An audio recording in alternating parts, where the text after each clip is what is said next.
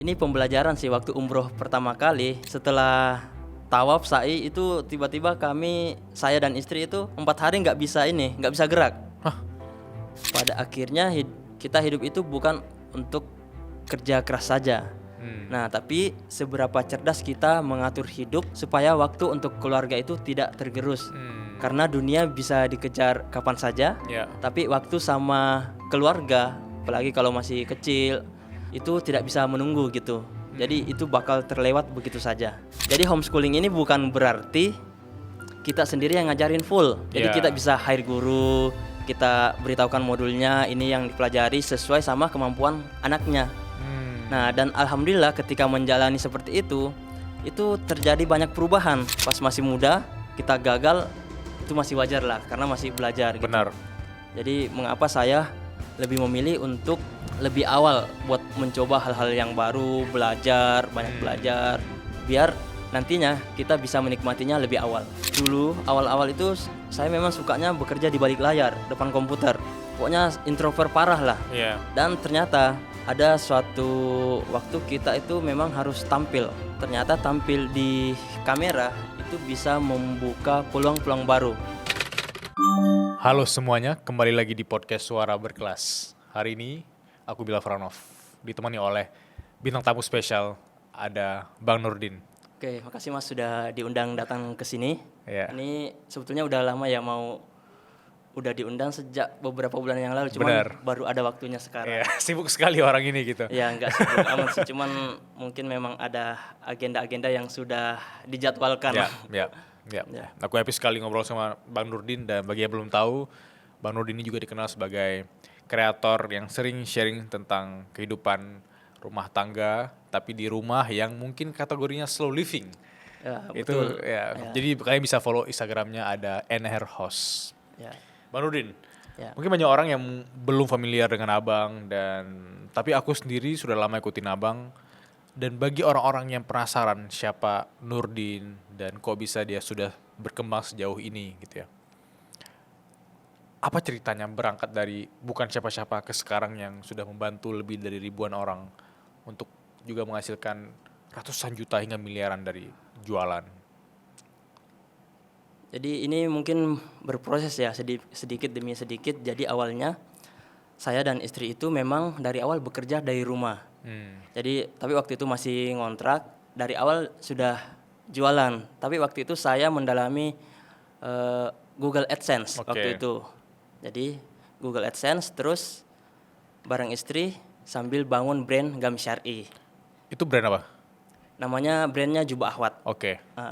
Nah, ini juga salah satu tips buat teman-teman ya.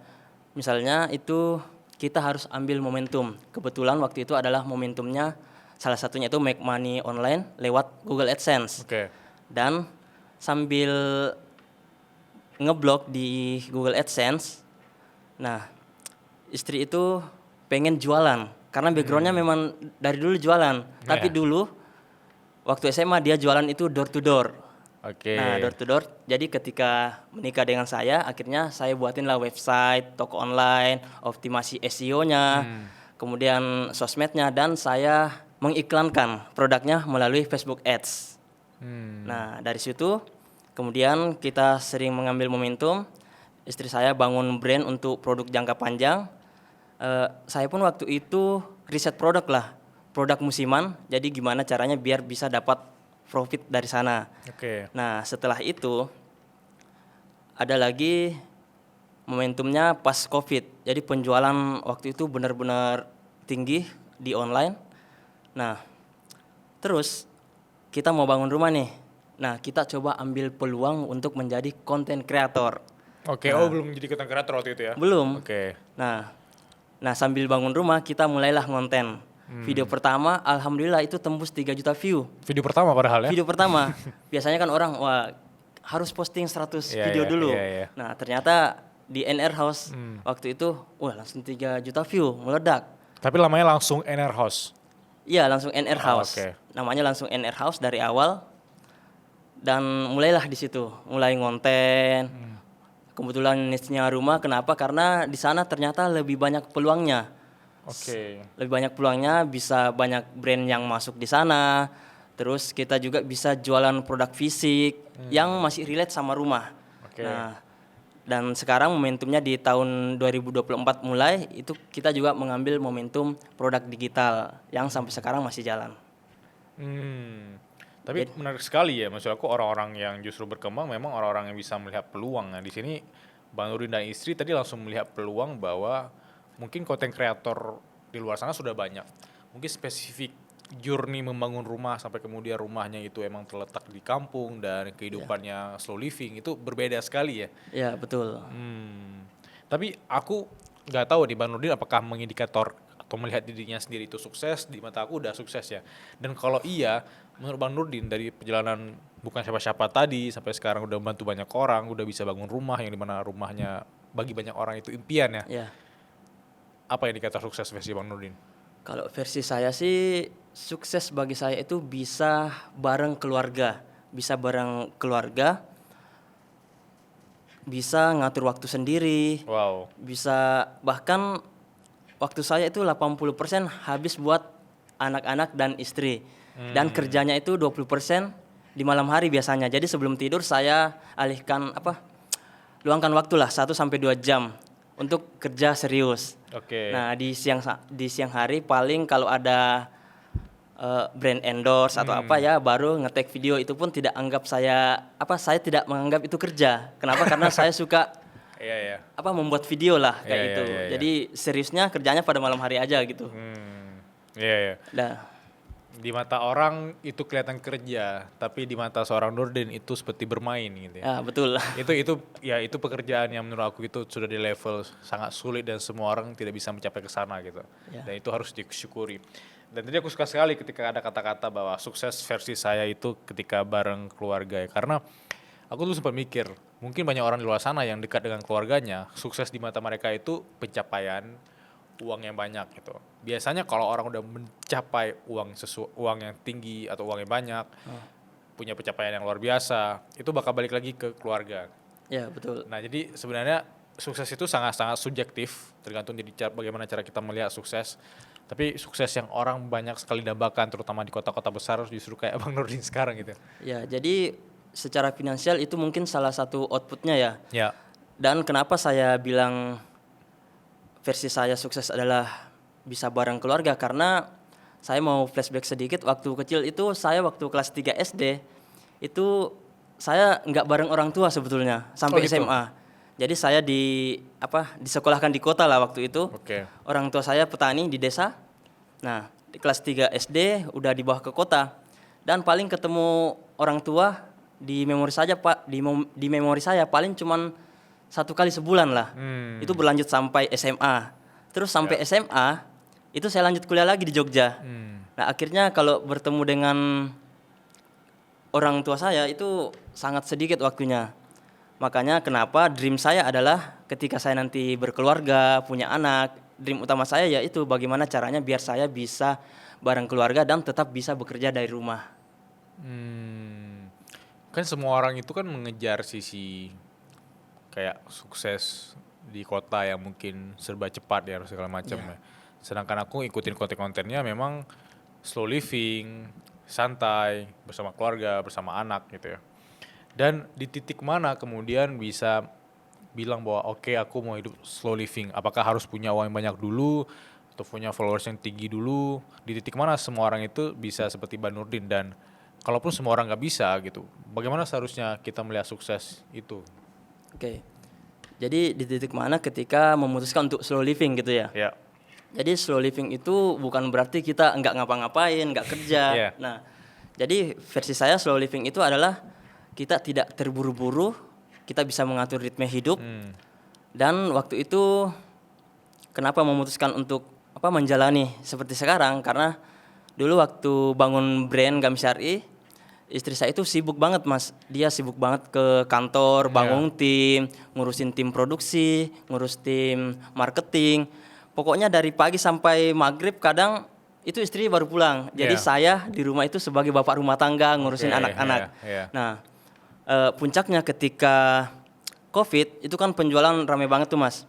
Akhirnya istri saya burn out di situ, kemudian kita diskusi lah. Terus dia bilang seperti ini, Abi, ini saya burn out, udah bosan, pengen hidup yang lebih pelan, lebih tenang gitu. Nah, akhirnya kami memutuskan untuk ya udah kita beli tanah untuk bikin membangun dream kita. Karena sebelumnya itu kami itu selalu lihat YouTube konten-konten yang ya mirip-mirip seperti itulah, berkebun dari rumah, memelihara ayam dan sebagainya. Pokoknya kayak nggak berat banget itu hidupnya. Pokoknya slow living gitulah. Nah, dari situlah kita mulai untuk menjalani itu. Akhirnya kita beli tanah pas Covid, kebetulan harganya lagi murah, ya udah kita DP, kemudian kita cicil selama 18 bulan. Kita sambil jualan lah. Nah, disitulah mulai kita akhirnya ternyata ketika di posisi sekarang itu jauh lebih tenang dan tidak terburu-buru seperti waktu masih jualan sebelumnya. Ya, paham. Tapi di situ ada kepepet ya berarti ya, ada kepepet karena udah capek banget nih kerja, serba betul. cepat, serba buru-buru gitu ya.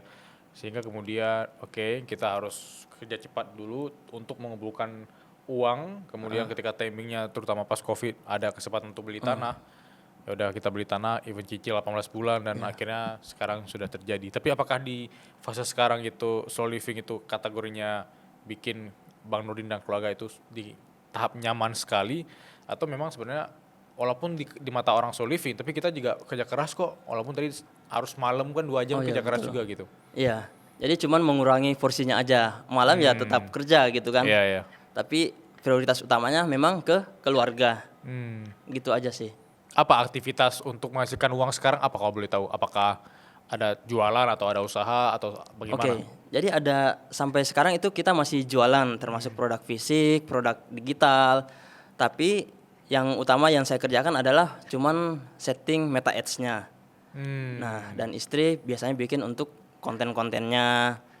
Dan sudah ada tim juga di sana. Jadi sudah ada yang ngerjain lah. Kita nggak terlalu terjun lagi ke hal-hal yang teknis, rutinitas teknis gitulah. Di mana titik kemudian ngerasa bahwa aku sudah bisa bangun tim, aku sudah bisa mengalokasikan waktu untuk anak-anak dan keluarga gitu. Apa yang bisa di-share ke kita gitu? Karena aku juga mau bangun tim misalnya.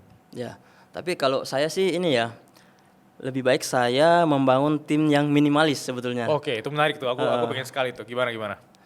Jadi terutama di produk digital ya, itu kita nggak perlu butuh banyak tim. Karena kebanyakan kan otomisasi, kita ada platform misalnya di link.id, itu ketika orang beli produk digital misalnya, itu otomatis langsung terkirim ke emailnya.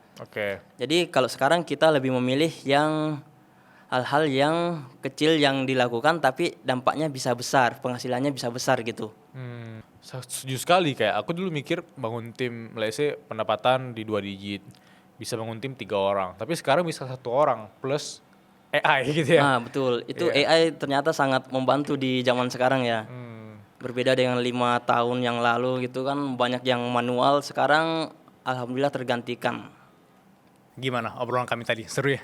Bagi kamu yang mau nonton offline podcast Suara Berkelas, kita ada special event khusus untuk teman-teman berkelas yang serius mau join. Penasaran? Bisa klik link di deskripsi. Sampai jumpa. Aku penasaran juga sih, maksudnya gimana caranya Bang Nurdin itu membagi waktu, tadi udah digambarkan 2 jam.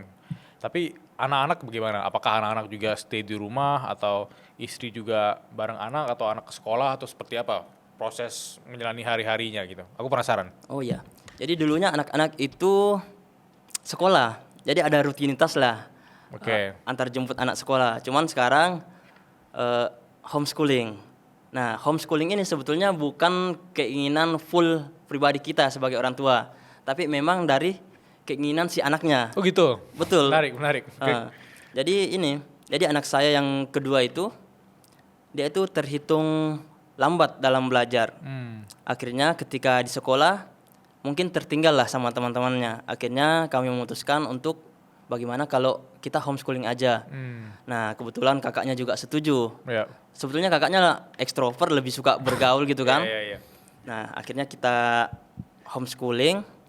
Jadi homeschooling ini bukan berarti kita sendiri yang ngajarin full. Jadi kita bisa hire guru, kita beritahukan modulnya, ini yang dipelajari sesuai sama kemampuan anaknya. Nah, dan alhamdulillah ketika menjalani seperti itu terjadi banyak perubahan. Tadinya anaknya kalau minta tolong sama orang lain itu takut-takut, berbicara depan publik takut-takut. Nah, setelah kita homeschooling, belajar sendiri gitu berdasarkan kemampuannya, pelan-pelan gitu, itu ternyata bisa berubah 180 derajat. Wow. Dan kita langsung praktek di lapangan. Kadang kita suruh kasih project, oh coba minta tolong sama orang buat difotokan. Jadi pada berani tuh. Nah, terus masalah sosialnya anaknya. Ya, itu pertanyaan aku, gimana sosialnya gitu? Ya, jadi banyak yang mengatakan kalau homeschooling itu anak-anak teman-temannya dikit nih. Nah, kita di NR House kita bikin semacam kursus. Jadi di rumah sekarang ada kursus lukis. Jadi kita cari guru, mentor gitu kan. Nah, terus kita cari murid-murid yang lain. Jadi alhamdulillah kemarin beberapa bulan berjalan ada sampai 15 orang yang join di sana. Nah, di sana anak-anak bisa bergaul sama teman-teman sebayanya. Anak-anak itu juga dari homeschooling? Ada yang homeschooling, ada yang dari sekolah. Oh, itu kreatif sekali ya. Ya. Dan nilai plusnya juga kalau kita ke rumah Bang Nurdin ini, bagi teman-teman yang nggak tahu, itu juga ada binatang-binatang, ada tanaman-tanaman. Jadi anak-anak juga bisa main ke alam gitu ya. Ya, betul. Di rumah ya. Jadi proyek selanjutnya malah kita mau buka gimana caranya buat menanam. Pokoknya banyak lah proyek-proyek lain di sana nanti bisa dilakukan. Dan aku juga mau deep dive ya ke sisi yang tadi dibahas tentang homeschooling ini. Berarti si anak tadi itu emang diajak untuk mempelajari hal-hal yang dia sukai atau kita kasih subjek dulu? Hal-hal yang dia sukai. Wow. Nah, terus kita juga bisa memberikan beberapa modul di mana dia bisa mengasah skillnya. Dan skillnya ini pun dia pilih nih. Skillnya apa yang mau dikembangkan dulu atau kita juga memilihkan, ini yang anak saya yang pertama Nadia misalnya dia suka melukis kan awalnya. Ya udah kita hire guru buat ini melukis dan bisa ngajak teman-teman yang lain. Jadi memang sudah ditentukan. Oh, anak ini cocoknya gini, ini cocok ini gitu. Ini mungkin out of topics dari sisi kita ngomongin tentang homeschooling dan lain-lain. Tapi aku muncul pertanyaan baru ya. Apakah orang-orang di sekitar Bang Nurdin dan istri, keluarga atau teman-teman atau tetangga pernah mempertanyakan itu, lu ngapain sih, lu kerja apa gitu, sehingga lu bisa bangun rumah, lu bisa kasih anak homeschooling, bisa kasih akses untuk anak-anak itu mengundang anak lain ke rumah gitu. Ada perasaan itu nggak? Rasa perasaan itu dari orang terdekat nggak? Ya, kalau yang di dekat NR House sekarang itu udah pada tahu sih. Dan sekarang juga orang sudah familiar work from home. Beda waktu sebelum COVID. Itu saya bilang saya kerja dari rumah, itu orang-orang kayak sinis, ngapain lu kerja dari rumah gitu kan. Karena belum mungkin belum terbayang lah di benaknya mereka kerja dari rumah itu seperti apa. Akhirnya harus kita jelaskan panjang lebar, ini jualan online bisa dari rumah gitu kan. Alhamdulillah sekarang udah pada paham sih. Ya. Kalau bisa di-share ke aku sendiri tentang ilmu yang Bang Nurdin kerjain, bisa hasilin banyak uang dari sana gitu. Terutama spesifik marketing ads ya. Apa insight yang harus aku tahu tentang marketing ads ini gitu. Supaya teman-teman di sini yang mungkin masih belum mendalami bisa lebih detail belajar langsung bareng Bang Nurdin, dan aku sendiri yang masih nol banget gitu bisa dapat insight di obrolan hari ini. Jadi kalau di NR House itu kami kerja tim, saya dan istri. Nah, istri ini mendalami storytelling. Jadi semua konten story yang ada di NR House itu yang rancang adalah istri. Kreatif istri ya? Iya. Nah, terus kalau saya di bagian iklan, meta ads khususnya. Nah, di sana kalau insight-nya sih, kalau sekarang itu kita harus memperbanyak konten iklan yang relate sama audiens. Contohnya? Nah, misalnya kita bikin iklan tentang slow umroh mandiri. Aku nonton ya.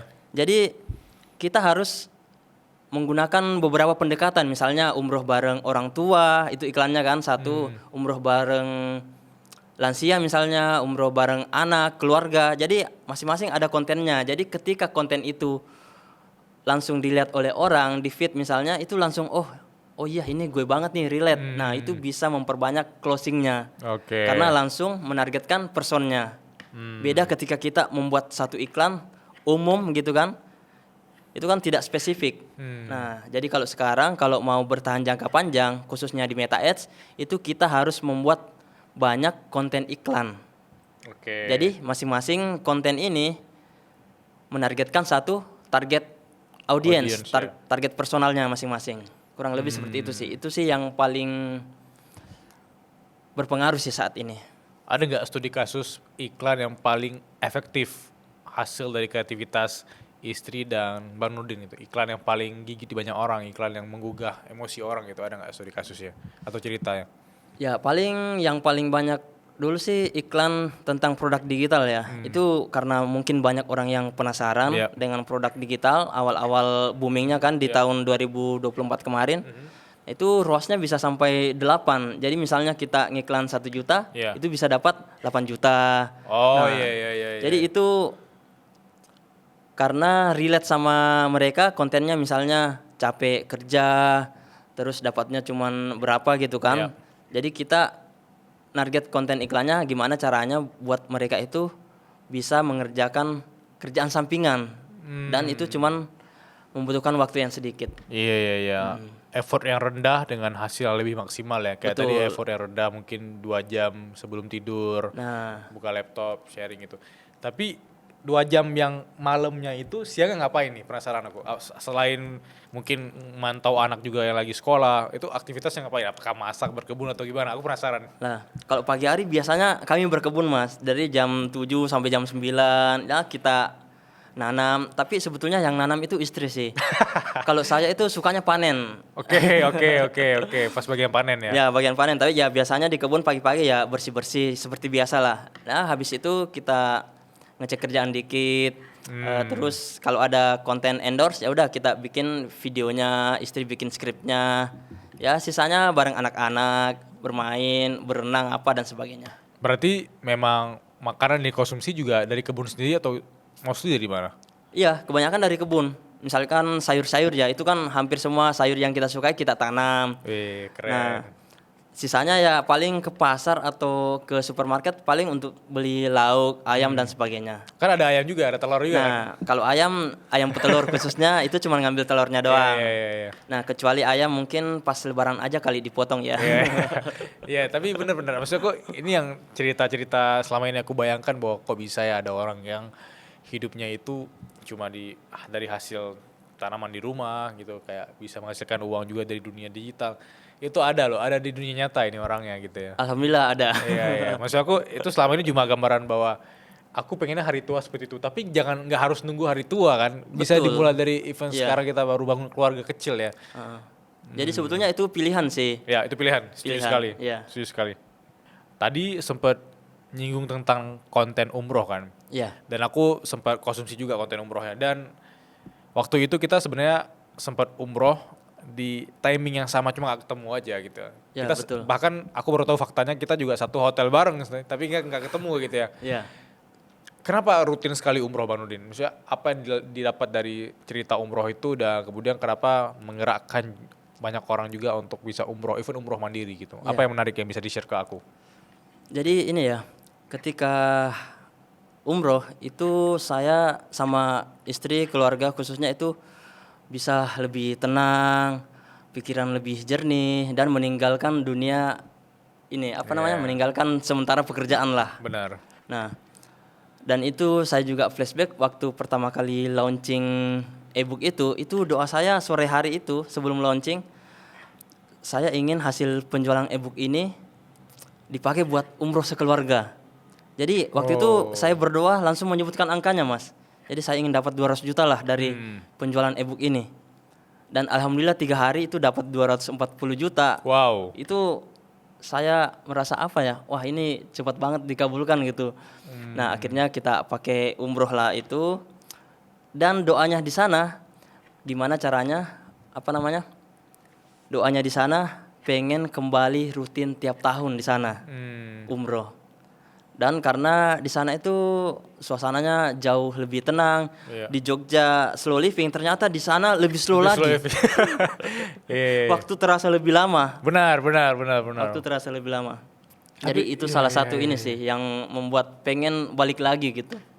Aku juga nggak bisa kebayang sih, maksudnya tanpa kita sadari mungkin detak jantung kita ya walaupun slow living di Jogja mungkin levelnya lumayan tinggi, tapi pas ke Madinah, ke Mekah itu kayak detak jantung juga punya irama masing-masing gitu, setenang itu gitu ya. Aku nggak bisa menjelasin itu dengan kata-kata, tapi ya mungkin itu yang bikin semua merasakan kali iya, ya. semua merasakan. Itu yang bikin kita ingin balik lagi gitu ya. Tapi kenapa umroh mandiri? Maksudnya apa yang bisa di-solve dari problemnya pribadi tentang umroh mandiri gitu? Apalagi sekarang kan ada regulasi baru, ternyata bisa umroh mandiri juga gitu. Apa-apa yang menarik di-share ke kita? Oke, jadi kenapa kami pilih umroh mandiri? Karena kita lebih fleksibel buat ngatur waktunya, ngatur kita mau di hotel mana, kita mau berapa hari di Madinah, berapa hari di Mekah, jadi kita atur sendiri. Dan ternyata secara tidak langsung ketika di breakdown itu bisa lebih hemat ternyata. Dan kalau umroh mandiri ini ada 2 pilihan sebetulnya, mau versi hemat atau versi nyaman. Versi hemat dulu deh, penasaran aku. Versi nyaman. Versi hemat. Oh, versi hemat. Nah, kalau versi hemat ya, apalagi kalau sendiri ya, itu sebetulnya bisa, misalnya di Mekah, teman-teman itu bisa booking hotel di Novotel misalnya, itu memang agak jauh dari Masjidil Haram. Berapa kilo kira-kira? Ya, saya lupa berapa kilo, tapi itu kalau kita ke sana itu harus pakai shuttle bus. Oh, nggak bisa jalan kaki ya? Iya, tapi shuttle busnya tiap 30 menit bolak-balik ada. Nah, kalau mau versi hemat itu cuma 600 ribuan lah per malam. Itu kan jauh daripada di ring 1 kan. Sampai 4 juta, sampai 7 juta. Nah, di sana kalau kita sendiri cocoknya bisa cari booking hotel yang agak jauh, tapi kalau mau ke Masjidil Haram masih bisa lah diakses. Versi nyaman sekarang. Nah, versi nyaman ya. Nah, kalau versi nyaman kita bisa booking hotel di terdekat, paling dekat kayak sama masjid. Tadi ya, misalnya di Makarim View Suite. Nah, itu kalau di sana lengkap fasilitasnya, misal ada mesin cuci, ada dishwasher, ada dapur. Jadi kita bisa masak, dan anak-anak ternyata lebih suka makanan yang versi Indonesia. Dimasak sendiri ya. Dimasak sendiri. Oke, aku sangat-sangat penasaran ketika kita nge-compare hemat dan nyaman tadi. Pastinya memang secara kekusyukan ibadah feel-nya bisa aja tidak terlalu berbeda, tapi effortnya itu sangat berbeda kerasa ya. Aku sempat compare ketika hotel yang cuma 2 kilo dengan ring 1 memang harganya lebih tinggi. Dan apakah itu dibedah juga di e-book yang Bang Nurdin publish gitu? Oh ya, yang di buku Slow Umroh kebetulan ini ada versi buku fisik, ada yang versi e-book. Oh, baru tahu aku ada buku fisiknya. Iya, tadinya saya mau bawa, ternyata kelupaan. It's okay. Oke, nantilah saya kirimkan ke Mas Bilal ya. Nah, di sana ada bagaimana caranya nyari tiket yang murah, hunting tiket yang murah, terus bagaimana cari hotel, bagaimana transportasinya. Nah, ini yang biasanya paling bikin pusing itu transportasinya. Jadi ternyata kita bisa pesan lewat WhatsApp. Gimana tuh? Nggak paham. Jadi ada namanya Hujjats Travel. Nah, di sana kita tinggal WhatsApp rutenya kemana aja, dan ini sudah resmi terdaftar sama Nusuk, jadi aman gitu ya. Jadi kita sudah tentuin nih. Jadi sebelum berangkat kita sudah tentuin semua transportasinya. Misal kita dijemput dari airport ke hotel, terus dari Madinah ke Mekah, terus dari Mekah kembali ke airport lagi, itu sudah ada. Wow, baru tahu aku lagi. Ya. Jadi biasanya kan kalau kita ikut travel kan sudah ada jadwalnya sendiri kan. Kalau kita mau nentuin sendiri, itu kita bisa pesan lewat WhatsApp. Hujjats Travel. Hujjats Travel. Tapi apakah ada cerita atau pengalaman yang mungkin magic sekali ketika Bang Nurdin itu berangkat umroh bareng keluarga gitu? Kalau ada boleh ceritain nggak, ada hal-hal yang wah gak nyangka ya, kayak tadi kan sebelum berangkat umroh kayak berdoa 200 juta langsung dikasih rezekinya gitu. Ada nggak ketika di fase umroh gitu? Di fase umroh kemarin ini pembelajaran sih waktu umroh pertama kali. Itu setelah tawaf sa'i itu tiba-tiba saya dan istri itu 4 hari nggak bisa gerak. Karena nggak pemanasan. Ya, salah satunya itu. Ternyata kami itu karena tidak pernah olahraga. Oh, oke. Jadi cuma gerak aja tapi nggak olahraga. Akhirnya setelah dari umroh pertama kali itu, akhirnya kami tersadar gitu kan. Akhirnya mulailah kita olahraga rutin, istri mulai angkat beban. Jadi hampir tiap hari itu istri saya itu angkat beban. Mbak Reski itu angkat beban sampai 1 jam. Bahkan ternyata dia lebih konsisten daripada saya. Biasanya saya 3 hari sekali selalu diingatkan, oh ternyata Mbak Reski ini lebih konsisten. Nah akhirnya di umroh kedua kemarin itu luar biasa, kita alhamdulillah sehat semua, tidak seperti sama umroh pertama kali. Dan ternyata di sana ada pelajaran gitu kan. Akhirnya kami mulai tersadar masalah kesehatan untuk jangka panjang ke depannya. Nah, pokoknya kurang lebih seperti itulah. Iya sih, aku setuju sekali. Dulu aku cuma ngelihat umroh gitu, tapi ada makna yang besar di balik itu. Dari sisi kesehatannya harus dipersiapkan jangka panjang ya. Ya betul. Tadinya kita tidak sadar tentang kesehatan. Ternyata setelah dari sana, oh ternyata kita harus ini. Apalagi kita melihat, oh banyak ya orang ibadah tapi pakai kursi roda misalkan. Jadi kita tersadar, wah saya nggak mau nih kalau besok-besok pakai kursi roda juga. Gimana caranya? Nah itu kita harus mulai saat ini kita harus mulai olahraga, angkat beban dan seterusnya. Kalau orang mau memutuskan setelah nonton podcast ini, memutuskan untuk oke, aku mau belajar dari Bang Nurdin untuk umroh mandirinya gitu, apakah harus download e-booknya atau beli bukunya, atau memang ada metode-metode lain selain kayak tadi yang dari WhatsApp itu gitu? Oke. Jadi kalau mau belajar yang umroh mandirinya itu bisa beli bukunya atau beli e-booknya di link ID-nya NR House. Nah, tapi di sana nanti ini, maksudnya di sana nanti ada grup khusus. Nah, grup khusus di mana di grup itu para member itu sering sharing tiket promo. Nah, hampir tiap hari pasti ada member yang sharing tiket promo. Hampir tiap hari. Bahkan aktif gitu. Tadinya saya yang mau nyariin kan, tapi ternyata ada para orang member di sini sharing terus nih. Wah, aktif nih grupnya walaupun saya nggak turun tangan langsung. Nah, tapi kalau teman-teman yang tidak mau beli buku atau ininya bisa join grup Telegramnya, itu free. Jadi di sana ada perjalanan kami selama 20 hari kemarin, step by stepnya apa aja, itu bisa juga di sana. Oh berarti kemarin pas 20 hari di sana itu juga sambil riset ya? Sambil riset harusnya seperti apa? Iya. Oh gitu. Bahkan di sana 20 hari sambil nyicil ngerjain e-booknya, produknya. Feel-nya lebih dapet ya? Feel-nya lebih dapat karena langsung di sana gitu. Iya. Tapi ada nggak momen-momen di sana itu nggak sesuai plan, kayak mendadak kemana ada nggak? Alhamdulillah aman sih, karena memang jauh-jauh hari dan pengalaman umroh sebelumnya juga kita sudah rencanakan baik-baik. Kalau aku kemarin tuh sempat ada satu momen di mana kita mendadak, kayak kita tiba-tiba ke Al-Ula gitu, kita tiba-tiba ke Gua Hiro gitu. Itu karena di luar plan, tapi itu nggak masalah juga kalau teman-teman udah join grup WhatsApp itu tiba-tiba dia ada plan tersendiri. That's why we call umroh mandiri gitu ya? Oh iya, nggak masalah.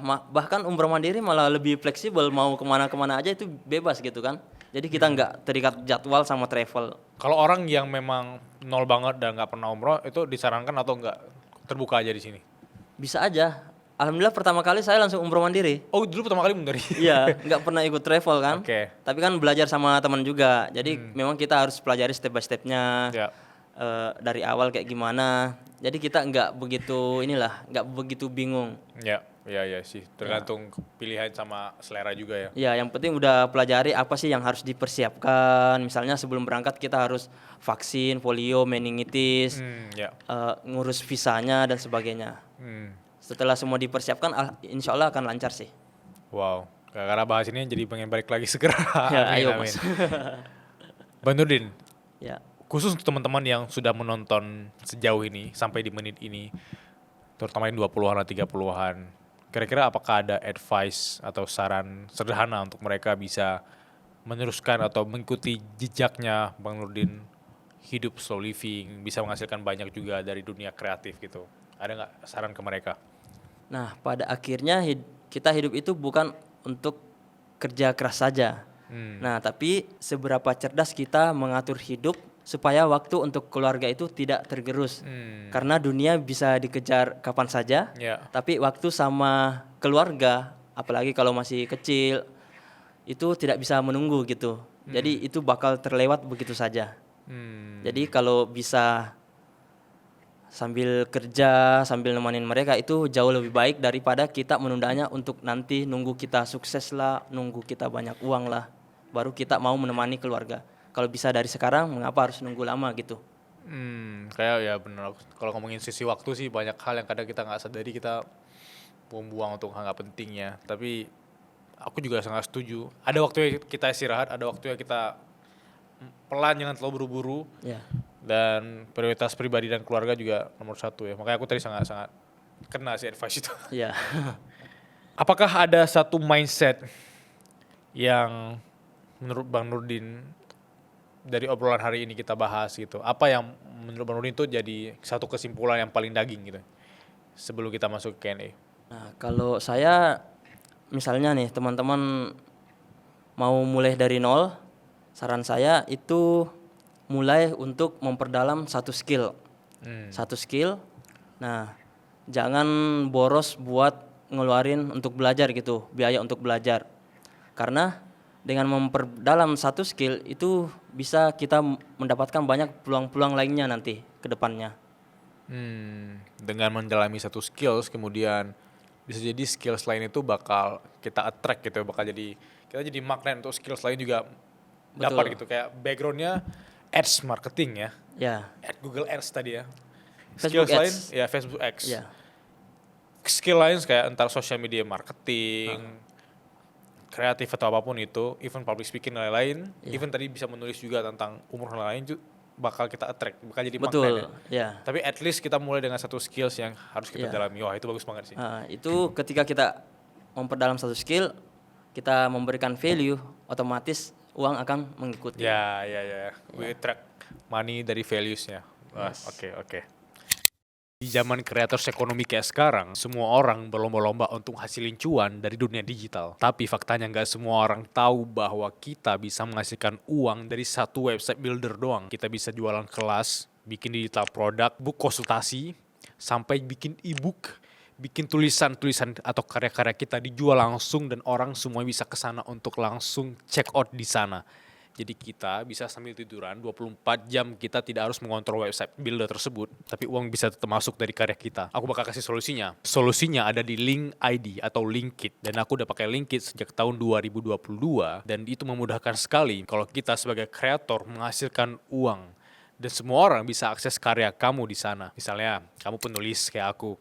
Kamu bisa bikin e-book, even orang-orang bisa konsultasi sama kamu dengan bikin appointment di sana. Dan mereka bisa menentukan jadwalnya, menyesuaikan dengan jadwal kita sebagai penulis. Bahkan yang menariknya, meskipun kamu belum punya produk digitalmu sendiri, kamu bisa affiliatein produk orang di Linkit. Dan itu luar biasa banget. Banyak kreator-kreator di luar sana gak punya produk sendiri, tapi bisa hasilin 2 digit, 3 digit per bulan di Linkit.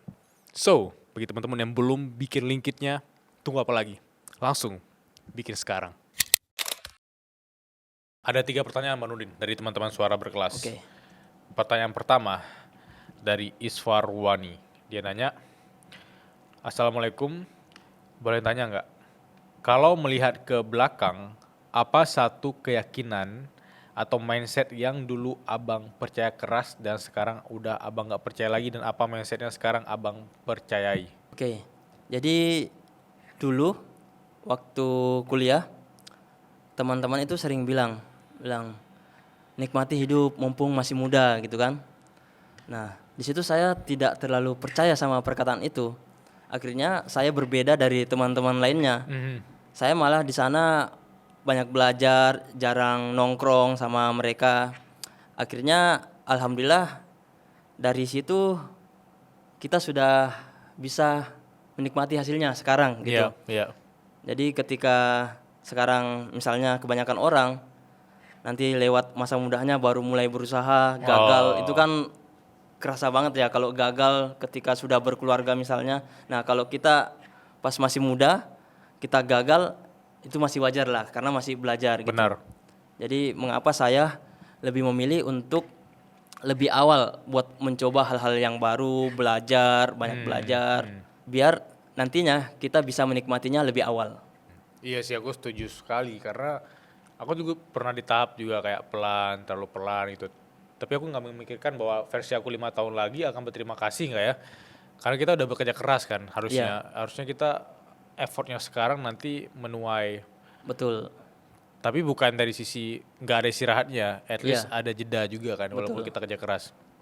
Bagus. Pertanyaan kedua dari Ananda, dia nanya, apakah Bang Nurdin sendiri tuh pernah ngerasain gagal atau malas untuk bangkit lagi? Kalau ada, coba ceritain fase itu dan bagaimana kemudian bisa tetap konsisten sampai sekarang. Saya pernah ngeblok Google AdSense, itu besoknya gajian ternyata di banned. Gimana? Jadi besoknya Gajian. payout gajian, Aha. harusnya gajian, ternyata akunnya di banned. Akhirnya setelah itu tadinya wah besok udah gajian nih, ternyata di banned. Akhirnya nggak dapet kan. Seminggu dari situ saya mengurung diri di kamar. Paling keluar kamar pas mau waktu sholat aja ke masjid gitu kan. Nah itu apa ya, itu pertama kali kegagalan yang saya ini. Padahal waktu itu kan saya udah 2 tahun nih Google AdSense. Itu sama sekali belum ada hasil tuh. Oke. Dan yang pertama kali mau gajian dari sana, ternyata di banned. Nah itu pertama kali di sana. Terus saya mulai bangkit. Wah ini pasti ada pelajaran di balik situ. Akhirnya saya lebih banyak belajar lagi gitu kan. Nah terus kegagalan lainnya ya ketika kita riset produk ternyata tidak ada marketnya, tidak berhasil. Nah itu kita mencoba bangkit lagi dengan mencari produk-produk lagi lainnya yang bisa kita pasarkan gitu. Iya sih, maksudnya kalau kita terus mengurung diri di kamar kayak tadi pakai victim mentality dalam konteks sebulan, 2 bulan, 3 bulan ya mungkin sampai hari ini juga bisa jadi ada penyesalan dan kebencian itu. Betul. Ya. Justru kalau diputar kacamatanya jadi POV bahwa oh apa ya akan ada hadiah apa ya setelah ujian ini gitu. Betul. Tapi tahu nggak kenapa tiba-tiba di blackout? Ternyata waktu itu banyak pemain di Indonesia yang mainnya black hat. Jadi akun-akun yang main aman itu kena semua.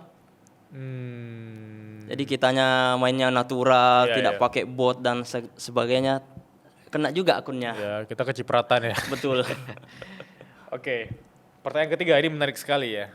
Pertanyaan ketiga dari Aji Cahyana. Halo Mas, aku orang introvert banget. Aku kayaknya bisa ngelihat Mas Nurdin juga introvert. Gimana caranya tetap bisa konsisten dan tampil di depan publik? Aku aja mau ngonten masih malu. Oke, jadi dulu awal-awal itu saya memang sukanya bekerja di balik layar, depan komputer. Oke. Pokoknya introvert parah lah. Iya. Dan ternyata ada suatu waktu kita itu memang harus tampil. Ternyata tampil di kamera itu bisa membuka peluang-peluang baru. Termasuk pertama kali menjadi content creator yang awalnya faceless. Iya. Terus kemudian mulai muncul tapi dari belakang dan pakai masker. Nah, kemudian seiring perjalanan itu makin berani tampil. Nah, setelah berani tampil ternyata banyak peluang-peluang baru yang datang. Dan sebetulnya ini bukan karena saya sendiri, itu ada dorongan sebetulnya. Iya. Yang pertama ada dorongan dari istri, kedua dorongan ekonomi. Iya sih, kayak aku bilang tadi dorongan juga slash kepepet gitu ya. Ya betul. Itu ada fase di mana mau nggak mau kita harus gerak ya. Kadang yang itu emang harga harus dibayar ketika di awal malu atau takut dianggap cringe atau dijudge oleh orang. Apalagi kita basisnya nggak pernah ingin tampil di depan layar gitu ya. Tapi fase apa yang kemudian bikin Bang Nurdin itu kayak ya mau nggak mau deh selain tadi kepepet ada fase lain nggak yang bisa di-share? Apakah tekanan istri kamu harus mau nggak mau harus tampil gitu ya? Oh ya, nggak ada sih, paling itu aja sih. Cuma fase itu doang ya? Iya. Oke, sebelum kita tutup Bang Nurdin, pernah nggak dapat advice terburuk selama hidup? Advice terburuk itu sama seperti yang saya katakan tadi, itu nikmatilah masa mudamu gitu kan. Oke. Itu menurut saya paling buruk ya yang pernah saya dengar ya. Dan itu bukan cuma dikatakan sama teman-teman, tapi ada orang yang lebih tua lah mengatakan seperti itu, mumpung masih muda, begini dan begitu. Nah, itu tidak mau saya ikuti gitu kan. Itu menurut saya sangat bertolak belakang. Akhirnya ya saya mengambil jalan sendiri, melakukan sesuatu yang cukup berbeda gitu. Yang lain pada nongkrong, saya lebih milih buat baca buku, buat memperdalam skill. Nah, jadi apa yang kita lakukan waktu itu, mungkin banyak orang yang nggak melakukannya, tapi kedepannya kita bisa mendapatkan hasil di mana orang-orang yang waktu itu tidak mendapatkan hal yang sama dengan kita saat ini. Tapi apakah orang yang tadi menyarankan atau kasih advice itu yang lebih tua, dia memiliki hidup yang seperti abang harapkan atau emang dia masih santai sampai sekarang? Yang biasa aja sih, makanya nggak diambil advice-nya. Wah itu bagus sekali sih, aku sempat nulis itu juga, mungkin quotes seperti ini gitu. if they don't have the life that you want, don't listen 100% to what they say kan. Kayak apapun yang dia bilang itu jangan tangkap 100%. Kalau dia sendiri nggak pernah punya pengalaman yang kita ingin alami atau punya hidup yang kita harapkan gitu ya. Ya, betul. Ya, terima kasih banyak Bang Nurdin sudah jauh-jauh datang dari Jogja ke sini untuk datang ke Suara Berkelas. Sudah diundang datang ke sini. Ya, saya terus salam untuk keluarga dan ya tetap gembor-gemborkan slow living. Siap. Terima kasih semuanya, sehat terus.